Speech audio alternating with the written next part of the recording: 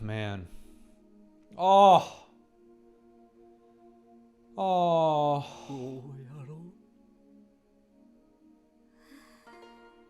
Oh. No, it's not what we're thinking about. It's definitely not romantic. What is it?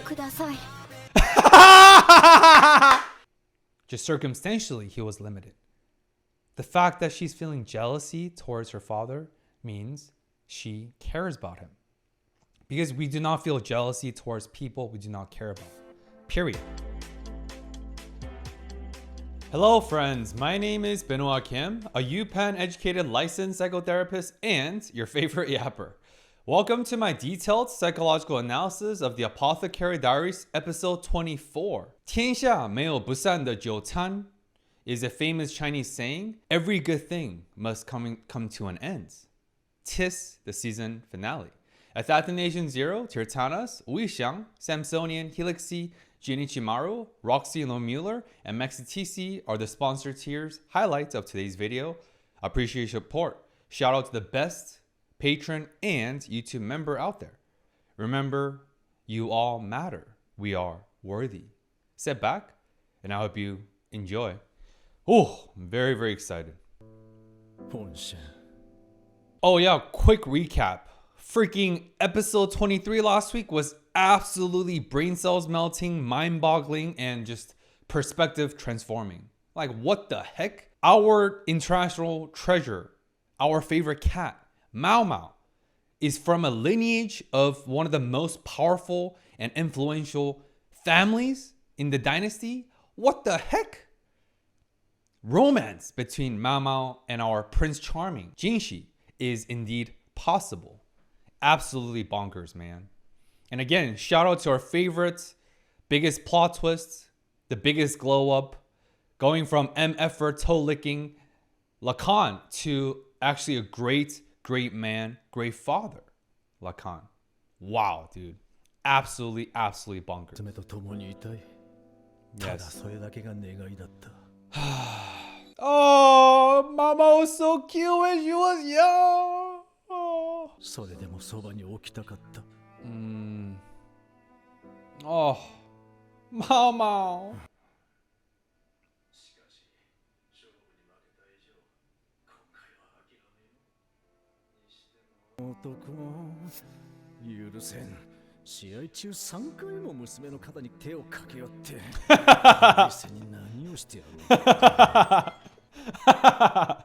Somehow, after all that absolute masterful writing and unexpected chaos and just psychological intensity, the writer somehow made it a circular writing and came into a full circle. Now it's Lacan versus Jinxi again. How dare him lay his fingers on my daughter, my treasure, Mao Mao. Also, I appreciate how scrupulous is just a fancy word for principled for Lacan. No matter how much he wants to live with his daughter, no matter how much he has that desire to reconnect and reconcile with his daughter, a bet is a bet.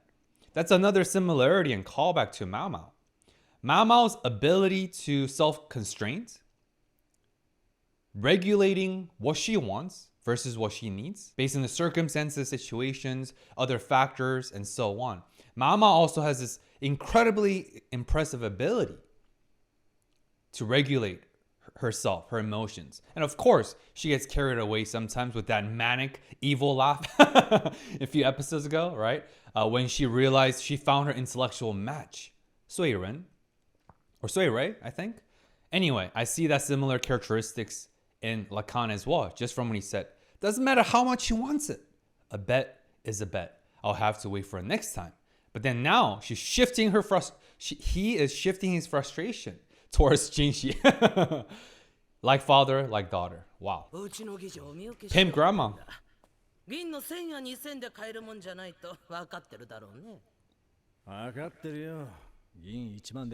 Damn!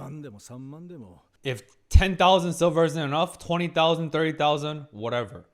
I don't know if you guys remember Yao Ming, obviously the first Chinese NBA superstar, a beast, before his injuries and retirement. I remember he said it one time in an interview, when you have so much money, it just become a number. I can't relate with that, but sounds like Lacan could relate with that sentiment. Whatever, 10,000, 20,000, whatever. A bet is a bet. I will buy out, obviously, Parian for our favorite golden retriever, Lee Haku. Lucky Lee Haku, man. You're lucky you met Mao Mao. You simple-minded dog. In a very endearing way, obviously. ちときついがな。そうかい。なら早くこっちへ来な。好きなのを選ばせてやるよ。いや、His limit is 100,000 silver? I don't know how much that's equivalent to today's, obviously, value, right? やれ。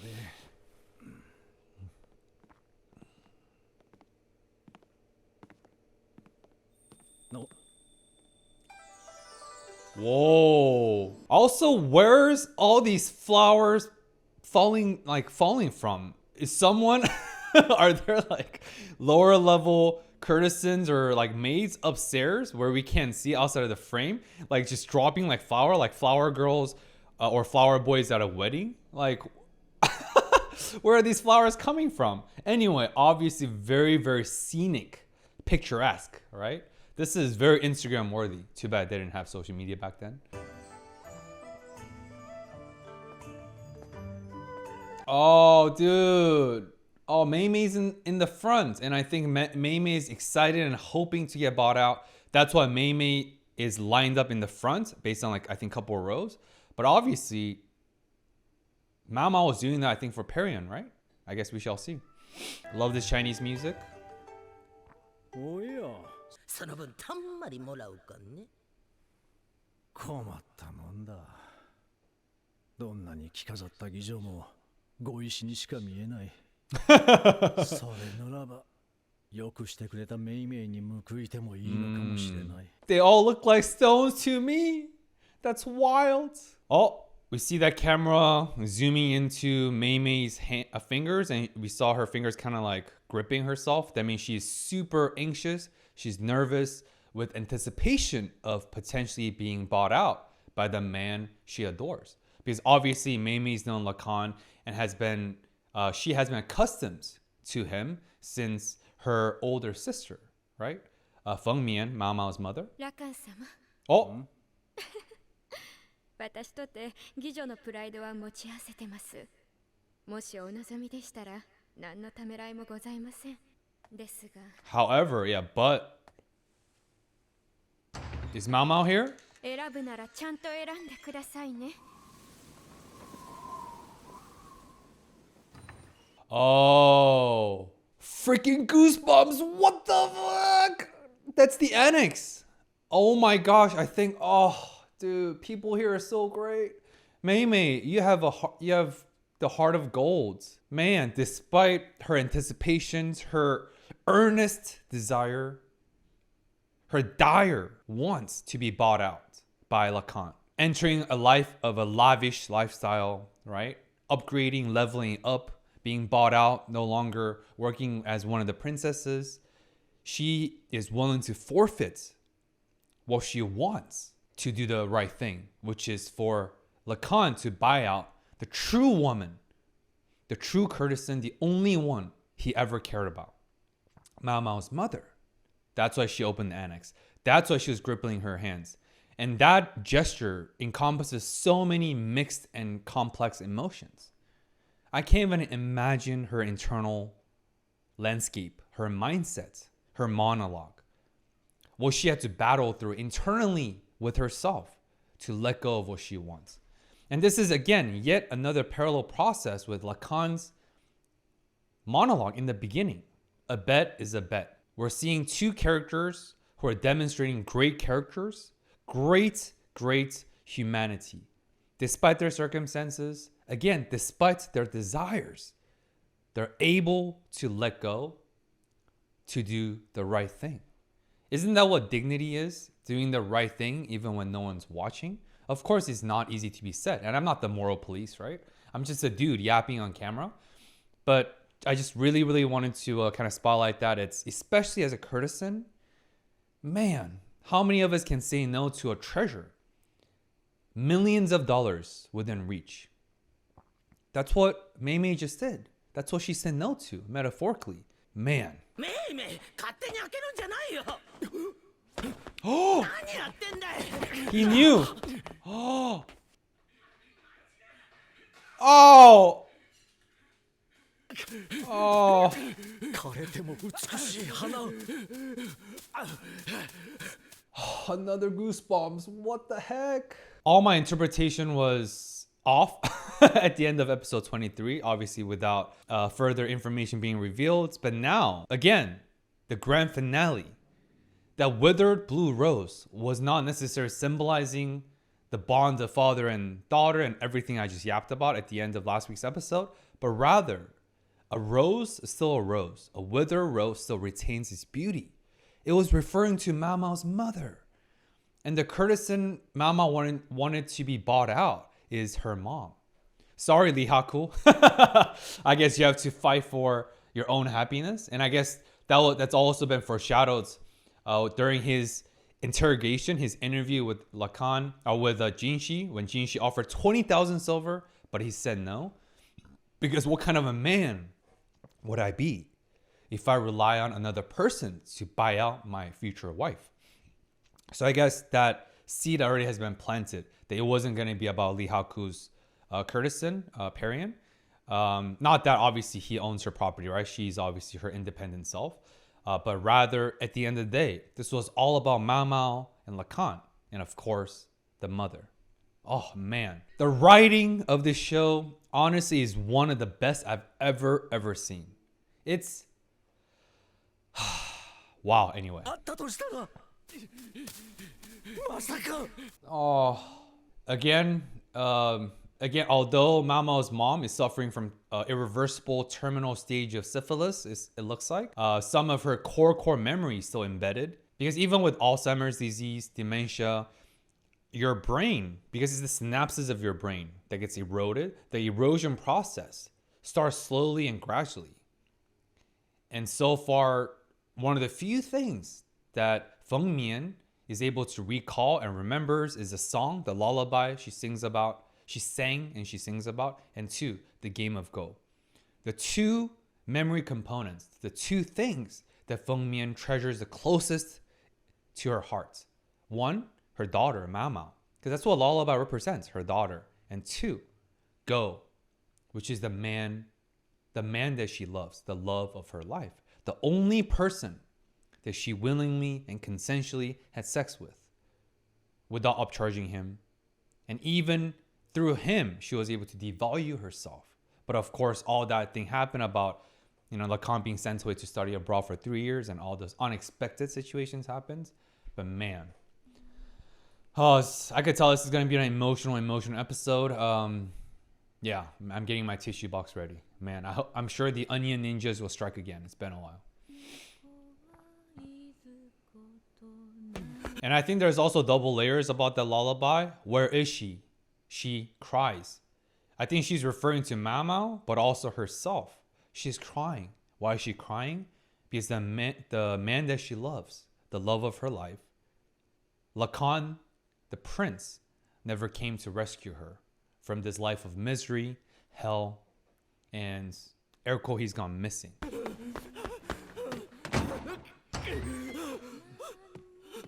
Oh.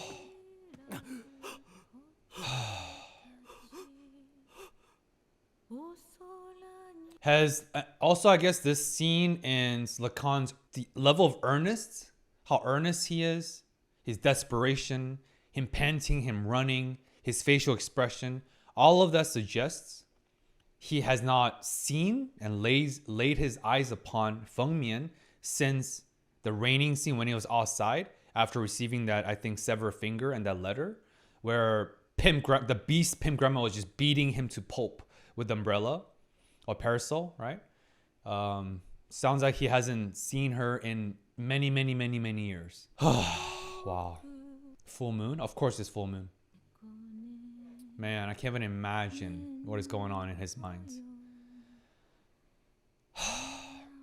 He even lost his monocle. I know, guys, I called it a pirate eye patch I think episode 14. But he even lost his monocle. And remember, Lacan is the master strategist. The eldest son of one of the most powerful military officer family. He seldomly loses his composure, just like Jinshi. But the only person that could make Jinshi lose his composure is Mao Mao. And the only two people that could make Lacan lose his composure, but ultimately the only one that could make him so desperate is Feng Mian. Same thing. Mao Mao to Jinshi is Feng Mian to Lacan. That's why he lost his monocle, he fumbled, he ran.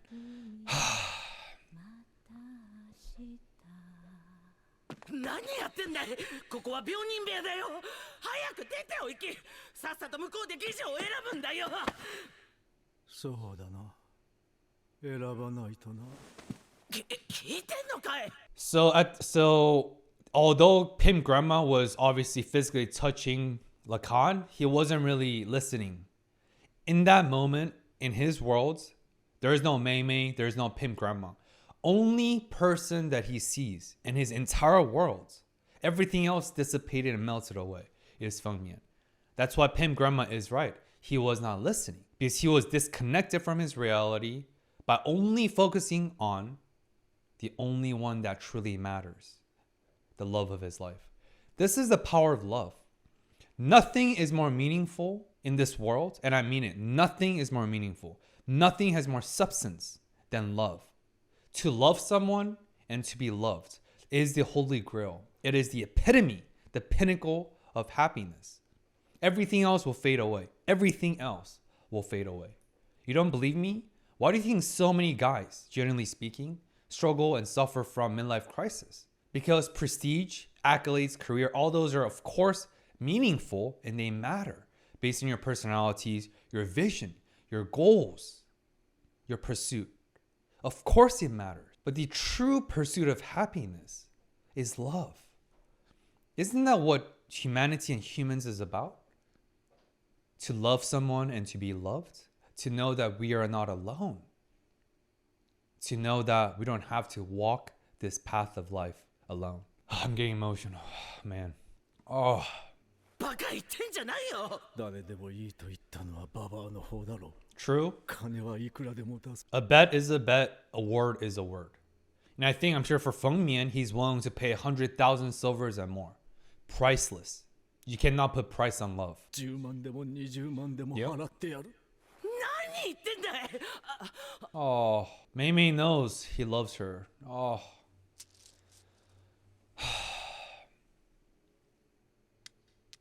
Oh, cold gold pieces.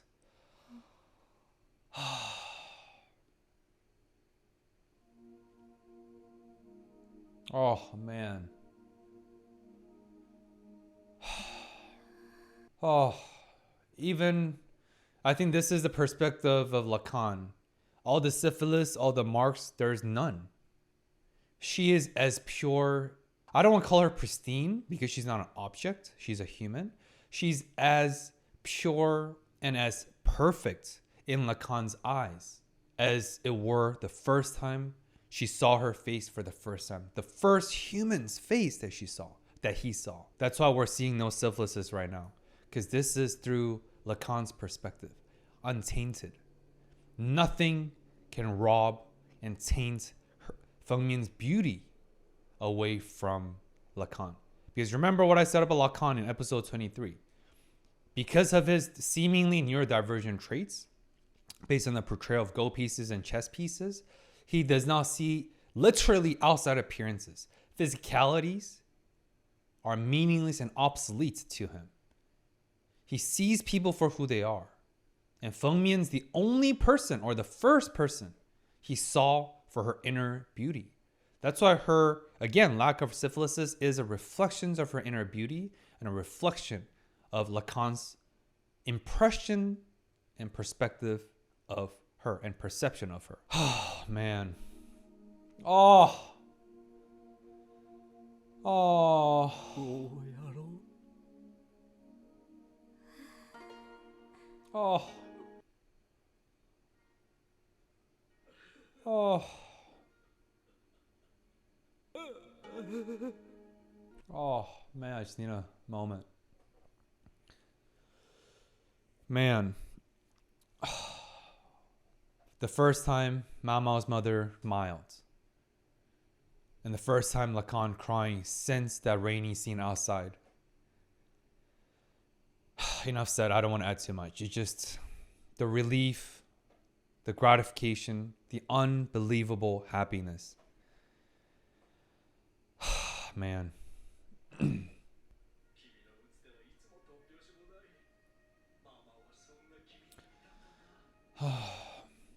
Oh.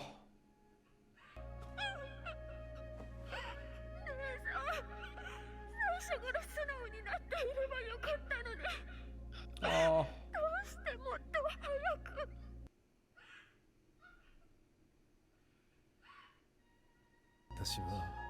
Again, love is one of the most powerful and resonating energy and force out there. It's truly the pinnacle of a life force. Because without love, there is no life. Because of this wholesome, unbelievably powerful scene, an emotional scene, Pim, Grandma, and Mei Mei knew. But especially, I think Mei Mei's knew since the beginning that there is true love between these two. I think Pim, Grandma is the one that also had misunderstanding. But we saw the camera zooming into them and Pim, Grandma looking at Mei Mei as Mei Mei was crying.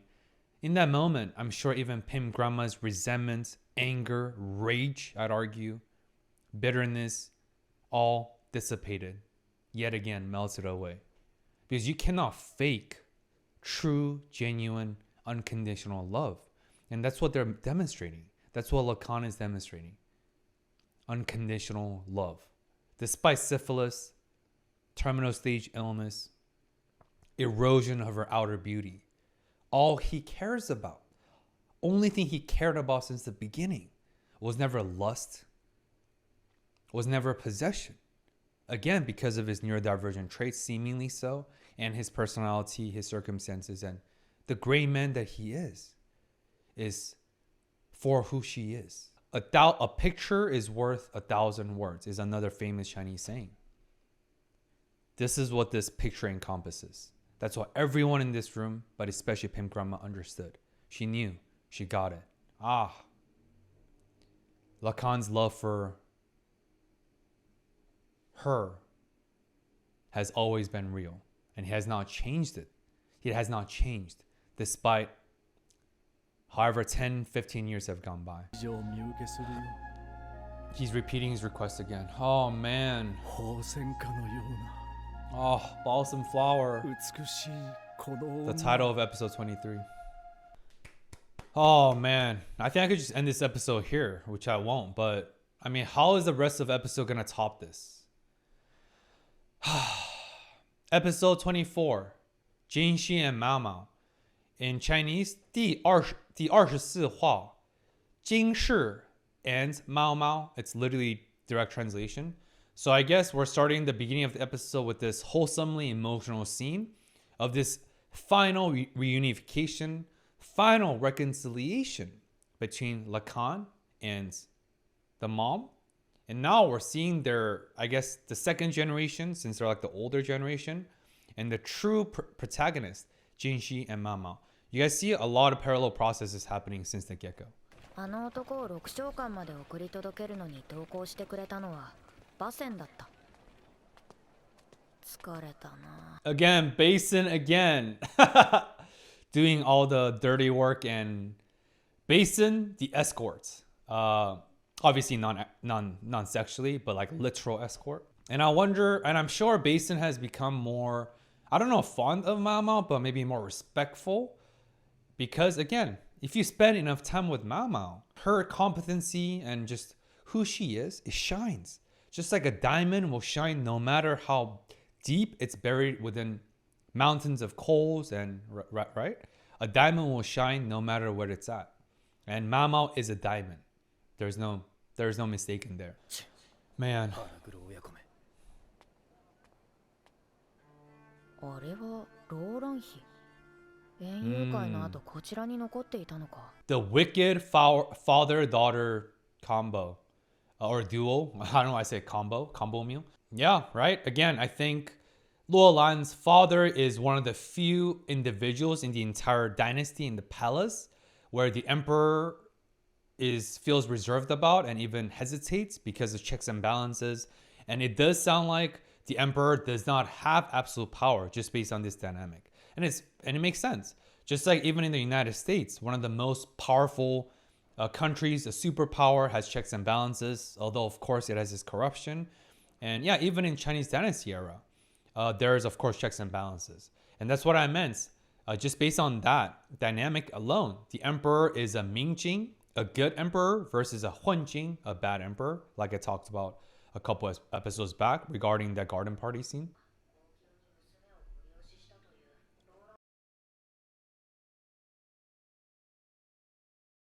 こんなところで交換の悪口を言うのはやめてほしい。誰かに聞かれたら、私も悪口を言っていたと誤解される。Mao Mao has more situational awareness yet again because of her lack of rank. But of course, this is until Mao Mao discovers her true lineage. Man, Mao Mao, right? In that sense, Mao Mao is actually equal status, equal social status as Luolan, upper rank concubine. She's not a princess in terms of a literal royalty princess, but she is a little princess. I cannot wait for that day to be revealed. But we'll see if those clues and information actually penetrate Mao Mao's impenetrable wall of denial.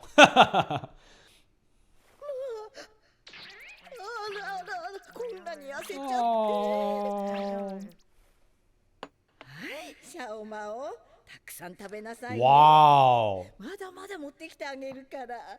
Oh, Garden Party. It's from Garden Party. 軍師殿のこと、お前はてっきり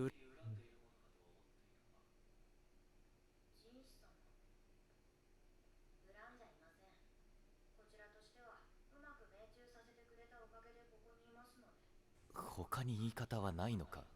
本当のことです。何を想像したか知りませんが、義女の合意がなければ子ははらみません。Wait, Mao Mao knows? What the fuck's going on, bro? Mao Mao knows that it was consensual? Hold on. Anyway, let me just keep watching. What is going on?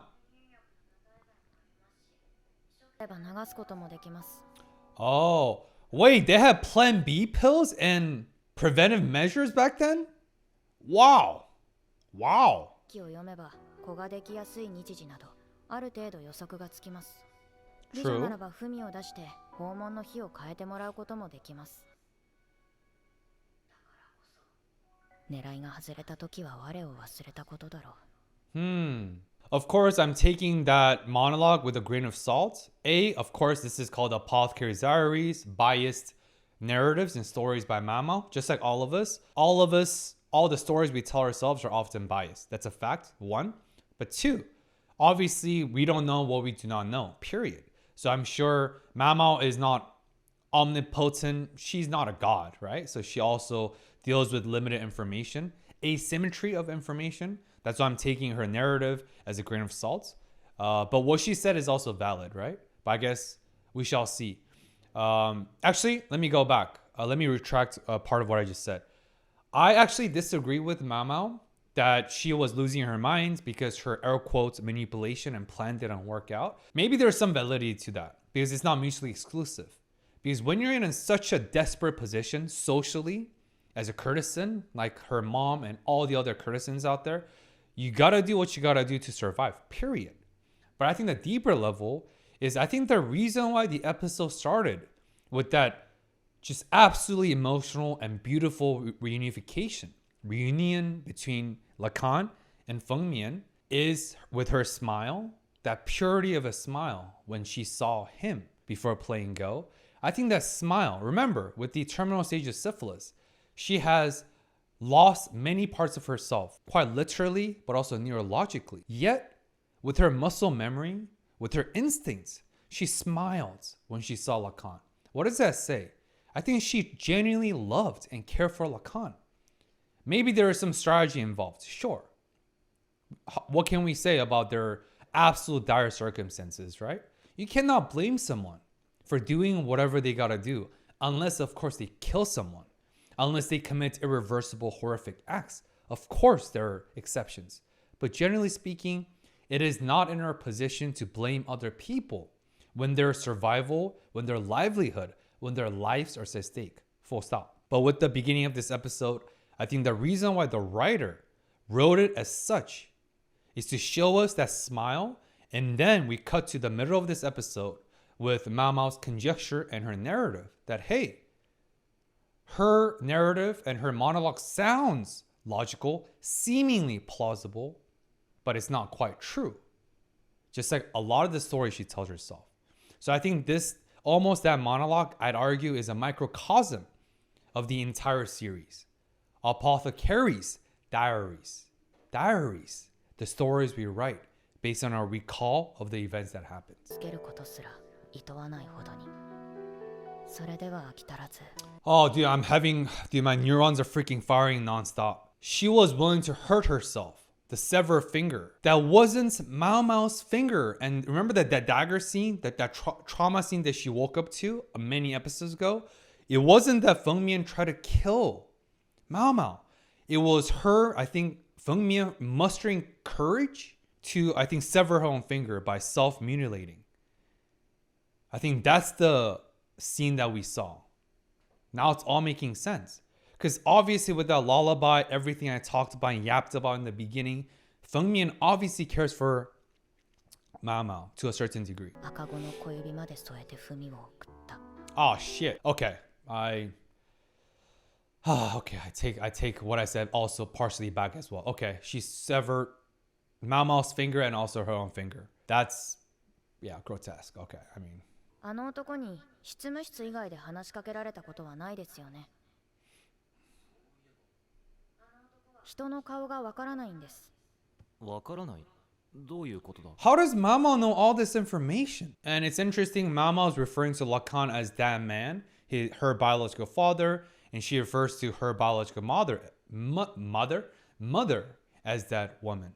Again, another parallel process. 目や口の形はわかるのに、それをまとめて認識できず。皆同じような顔に見えるそうです。ええ、その話をしてくれた養父もそう言っていました。 Oh, so Luomen told Mao Mao, uncle to Lacan, great uncle / grandpa to Mao Mao. そうなやつなんだ。そのせいでずっと苦しんできた。でもなぜか私と養父の顔だけはしっかりみたいで、おかしな執着するのもそれが原因のようです。 Again, Mao Mao's great wall of denial shows up yet again. With how smart Mao Mao is, if she really put some effort into this, if she's willingly pause and actually contemplate about what she just said, for some odd reason, he can discern my face and my adoptive father's face. And of course, unknown to her, but also her mother, Feng Mian's face. The first, actually. Why do you think that is, Mao Mao? You freaking queen of denial, you master of denial? Because he loves you. Only way for him to see your face is if he feels that love, that connection, that attachment. It's not weird. It's the power of bond, power of love. Because the first person, the only family member that was nice to Lacan was his uncle. I don't know about I'm sure his mom also cared, but I'm sure she was going through despair and struggle as her husband ditched her with a mistress, right? As the context revealed in a couple of episodes back. But yeah, Mao Mao, if you really, really think about it, you will come to your own conclusion.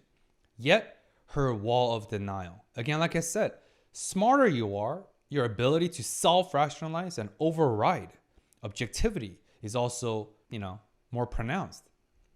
Because you're so good at wielding your subjectivity based on your ability to process information in a very confirmation bias, in a very biased way. ジンシ様、あのモノクルにパパって呼んでと言われたら。 How many different labels is he gonna give if she's gonna give him? That man, that monocle face, that creeper dude. どう思いますか? Call me Papa!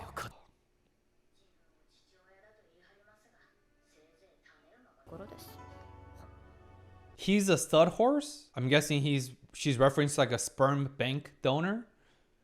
Man, Mama, you. Anyway. あの男は枯れた装備の意味に気づいただろうか。Of course he did. それでもいい。嫌いであっても恨んではいません。ルオメンの娘になれた点だけは感謝しているんです。Aww. その割には分かっていませんね。祭事を止めようとしたとき、私はあの男に助けられ何か起きることを感じていたんです。軍師殿があの時は何も知らなかったはずでは。私のように証拠を集め予測を立てるのではなく、きな臭そうなことを勘で判断して、それをめったに外しません。The power of intuition. And yes, Mama, I'll do the same thing. I like to collect information, and I often make false predictions. I guess we are very similar in that sense as well. And real quick yapping here, while Mama was demonstrating, I dislike him, but I do not hate him. I'm grateful that I'm able to be here and to meet Luomen, my adoptive father. Two things. If you actually look up, I actually urge you guys to do this. Pause my video if you like and look up the Webster or a dictionary definition. I don't know, my fingers are typing. Look up the definition of gratitude. For the longest time, until like literally a couple of weeks ago, for the majority of my life, I thought the word gratitude generally means feeling thankful for the things that we have, feeling thankful and feeling appreciative of the things that we have in life. I thought that was gratitude. But actually, that's not the definition. Gratitude, if you look up the definition, is living with a spirit of, I think living with a spirit of appreciation. I think living with the spirit of giving thanks. What does living with the spirit of giving thanks mean? It's also being grateful, giving thanks even for the things that we don't like, even for the bad things in life. Because giving thanks for the good things is easy, but that's not what gratitude is really about. Living with the spirit of giving thanks also includes the unfortunate things, the tragedies, the trauma, the circumstances that is outside of our control. Like I said, all of us fall victim to the circumstances that are larger than we are, that we call life. At the same time, it is up to us, our responsibility, to take charge of our life. We do not have to play victim, because playing victimhood does not change anything, does not empower our life. If anything, we blame everything, we give away more power, and we become even more powerless and helpless, and we get stuck in this vicious cycle. That's why victimhood is unhealthy, and it does not help nobody. And that's what Mama was demonstrating. 1, gratitude. 2, a phenomenon that's called post-traumatic growth. Definition right here. We only talk about post-traumatic stress disorder, PTSD, but not too many people know and talk about the power, the phenomena of post-traumatic growth. It's like the anti-fragility concept that I talked about in the Horimiya series I'm covering, which is Yappers only right now. Being anti-fragile means you're not just resilient. Your capacity, your baseline actually increases. You get stronger, strengthened. Just like sometimes when you break a bone or some of your muscles based on your rehab, PT, and so on, your muscles and your bone structure could actually get strengthened and even stronger than the previous state. Of course, if you fracture it multiple times at the same spot, of course, it becomes compromised over time, of course. But does that make sense? That's what post-traumatic growth is.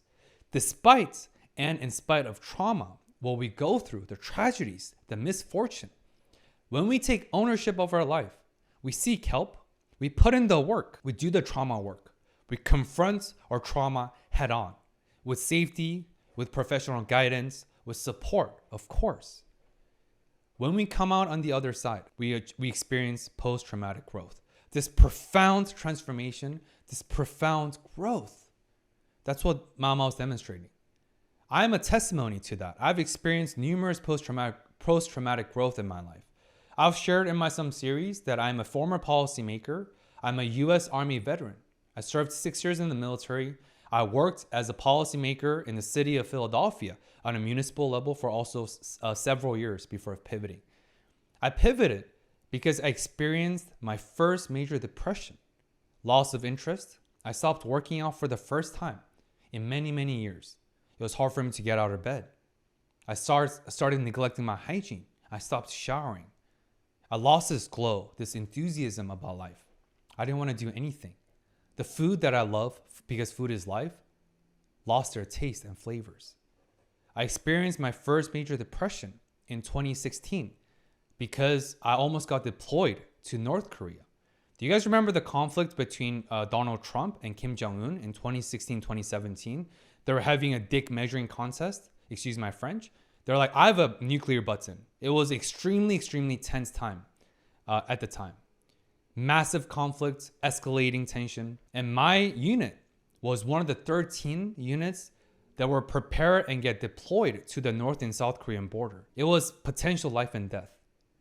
As a young 24-year-old, me at the time, I had to face my mortality for the first time. All my plans, my 3-year plan, 5-year vision, because I'm very type A, didn't matter because I might die.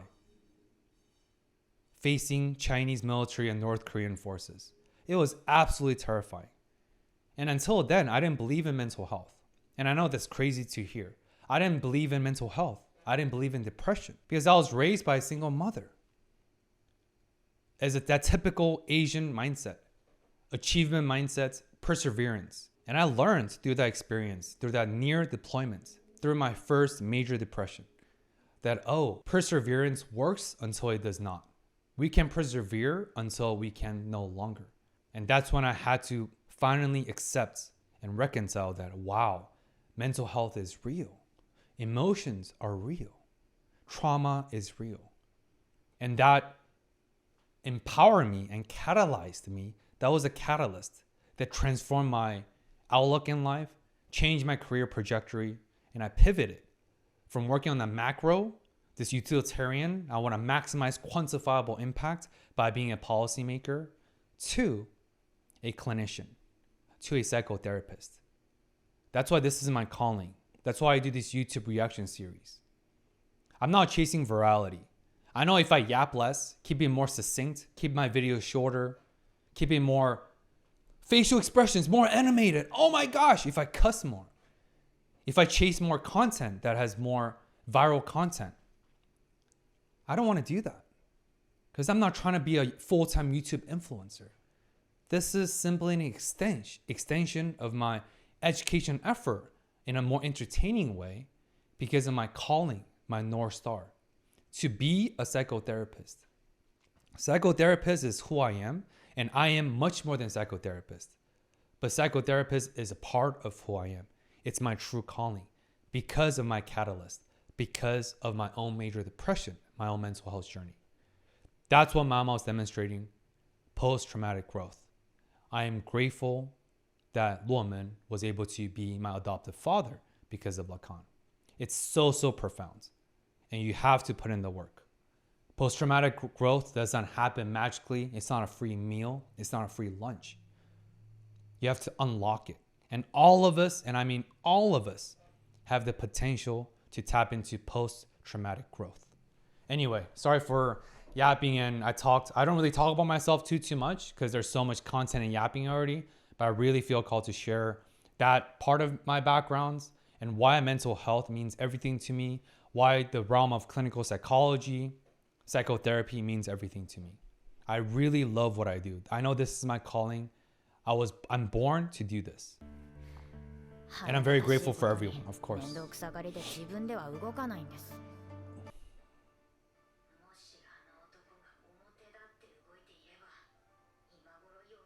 役が手元にあったかもしれない。Mama, all of this was for that resurrection drug, the morning glories? Bro. And also, again, her perception and her narratives are skewed yet again. It's not that Lacan is lazy. I think there's other unknown variables that Mama does not know about. And I think there's also a deeper layer there. If he had done anything, I think Mama was also referring to Feng Mian, her mother. If he had done something, maybe he could have rescued her. Maybe he could have prevented her from that dooming fate of syphilis, had to pleasuring other patrons out of necessity and all that. And I wonder if Mao Mao knows about Pimp Grandma and her fervor resistance and her Pimp Grandma stopping Lacan from intervening. And also on the deepest level, on an emotional level, Lacan was unable to take any actions. Lacan was unable to intervene because of immense level of guilt and shame, sense of failure. I failed the love of my life and my daughter. 分かっている。これは嫉妬だ。あの男は自分の恵まれた際を分かっていない。One more yapping. She said that I know this is jealousy. Jealousy is a powerful emotion, and every emotion serves a purpose. Even anger. Anger serves a purpose. It's of course what we do when we're angry that can be problematic and destructive and chaotic, of course. But the emotion of anger in itself, we don't need to demonize it. Because psychophysiologically, anger is an emotion that allows us to tap into adrenaline or a heightened energy state for fight or flight, fear responses, so we can survive. That's what anger was created. It's an aroused state with a heightened energy. Likewise, jealousy also serves a purpose. Again, it's what we do when we're feeling jealous and envy that can be problematic. But jealousy in itself is not a bad emotion. Why? We can reframe it as the only times we feel jealous and envy is pertaining to things and people we really care about. Oh, we feel jealous about someone else's nice car, their new iPhone 17 Pro, their nice houses, nice job. Why do we feel jealous? It's because we too want a better life. We too want to be a better provider for families and so on. Does that make sense? So jealousy also reveals plenty of data and information about us and what we really care about. In that sense, what does that say? That Mao Mao is feeling jealous toward her father, Lacan. At the end of the day, despite her great wall of denial, deep inside, you cannot sever that tie. Especially we know that Lacan cares. Just circumstantially, he was limited. The fact that she's feeling jealousy towards her father means she cares about him. Because we do not feel jealousy towards people we do not care about. Period. 味方にはできませんが、敵にしない方がいいでしょうね。わかった。Mao the sorry, I cussed. I got excited. Mao the advisor. Dude, and Jinxi just listens. And Guomen, obviously, Jinxi looks at Guomen in the back, and Guomen just, very stoic because Guomen concurs. He agrees with Mao's great sage advice. 好きで嫌われる父親なんていないと思ってください。Guomen's fatherhood. His fatherly, paternalistic, or not paternalistic because that's bad. Paternal instinct shows up. That's why. I see. 高級に戻って数日後、メイメイ姉ちゃんから氷が届いた。中には誰が誰に身請けされたか書かれた手紙と Nice. 美しいヒレが入っていた。いいマオマオ、私が身請けされるときはちゃんと踊るのよ。Aww. 本当はメイメイ姉ちゃんを送りたかったな。あの議場。Mamo's gonna dance? What? 案外覚えているもんだな。Yeah, wow. おい。また変な女が外壁によじ登っていると報告を受けたら対処するしかなかろう。こっそりやってたつもりだったが、そりゃバレるか。Another weird woman sneaking up the outer wall. That's a callback to that dancing lady that was able to reunite with that young officer who loved her, right? In the beginning. That's a deep callback right there. 手間をかけさせるな。わざわざジンス様がいらっしゃらなくても他の方が来ればいいのでは？ Because he loves you. Come on. What do you mean why? 親切な衛兵がお前の顔を知っていてこちらに話を通してきたんだ。地味にやっているつもりでも周りはそう思っていないことは覚えておけ。御意。 A kind guard recognized your face, and we saw the back of that guard kind of freezing because I'm sure Mama's beauty transcends her as well. で、今度はお前の番だ。何をしていた？花町では身請けされた妓女を見送るとき、他の妓女たちが舞を舞うんです。Tradition. 何ですか？いや、お前踊れたんだなと思って。Me too. 基本的な教養の一つとして教わりました。外では噂になっていたな。エンジンが議場を身請けすると。そうでしょうね。ついでに休暇届を出された。10日は休むつもりでいるらしい。Wow. 迷惑ですね。 Amazing. 姉 Happy の手 for him. 紙に書いてありました。3日3晩どころか7日7晩宴をするそうです。身請け金にいくら使ったか知らないが、One cannot put price on love. どんの上がりをそこらの妓女の身請けの日じゃない。表に出ることはない。六章間の噂ばかりが大きくなる。やり手ババアの思うままだ。それにしても。My mother. Oh, she's not revealing.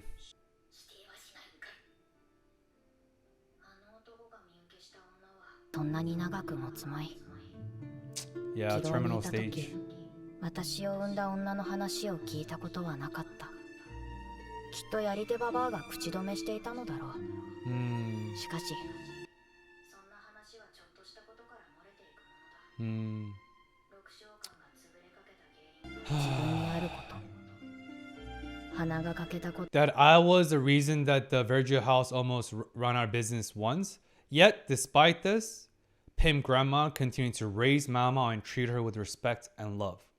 Sure, she wanted her to sell out as a courtesan because business is business. But did you hear that? That's also tremendous love from Pim grandma. Again, these old heads, they don't always demonstrate or display love, but that doesn't mean they don't love you. Our parents, our grandparents, they demonstrate and they display love in their own way due to their own generational trauma, their own limited circumstances, their own stigma. Like a lot of Asian dads, they don't say I love you too much. They never say I'm sorry. Am I projecting for my own dad? But they do things for you. They want to fix things for you. That's their way of love. It's just a different avenue of love, but love is love. And again, it's often easier for us to be more receptive and for us to change than trying to change older folks. It's not entirely their fault because they're less malleable than we are, right? The saying is you cannot lead, what is it? You cannot lead an old horse to water or something? I forgot. But the point is, you cannot teach an old dog a trick. I don't entirely agree with that because again, effort speaks. And like even my own dad, he's changed a lot, gotten softer over the years. But again, love is love, and Pim grandma does indeed love Mama, despite them only nearly going bankrupt. Sorry, my Dutchie's crying like crazy outside. 自分のことを遠ざけていたという女が誰であるのか。あの悪夢は本当にあったことだった。Yeah. 女の母たる記憶はない。今あるのは歪んだ小指だけだ。もう私には関係はない。ルオメンの娘として幸せになったのだから。Post-traumatic ジ growth. ン様。どうした？指の先って切っても伸びてくるのですよ。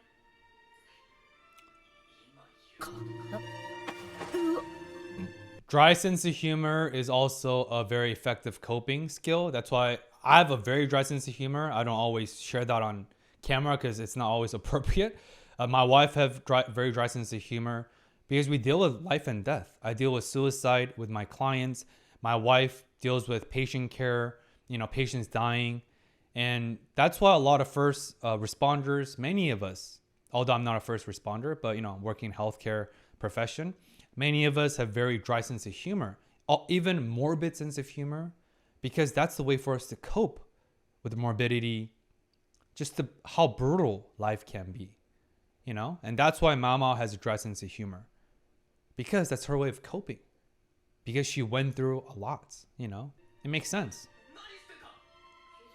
しまいました。 She was dancing, 開いた obviously. じゃないだろう。体が熱くなっているのかと。薬の実験のせいかどうにも痛覚が鈍くなっていて。大丈夫です。すぐ縫いますんで。ジンス様、縫えません。ここで縫うな。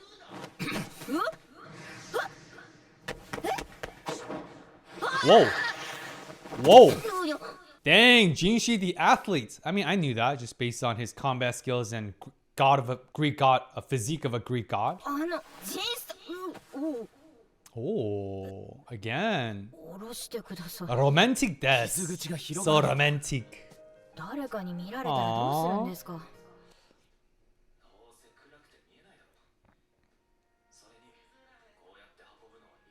True? 怪我で気を失ったあの時か。 Aww. ジンス様、こんな時に申し訳ないのですが、ずっと言いそびれていたことがありました。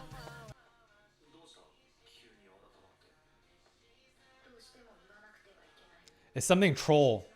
I bet it's something troll, dude. What is it? Yeah, what is it?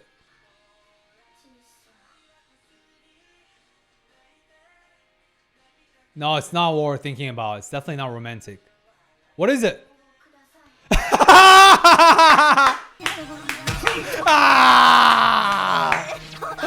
Fucking knew it. Yo! 失礼なこ Yo! Yo! 大人げない Ah, 話をしていて freaking Mama the troll, yo. See, Starry Sky again. Infinite possibilities, hope, renewal, a new beginning. Wow. Post-credit scene? Okay.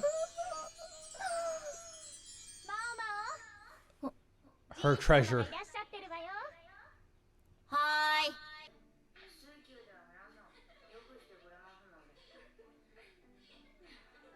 She's back here. Nice. She resumes her old position.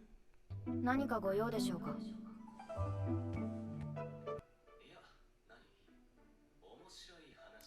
New murder mystery. Or puzzle 頼 solving. みたいことがあるんだが。はあ、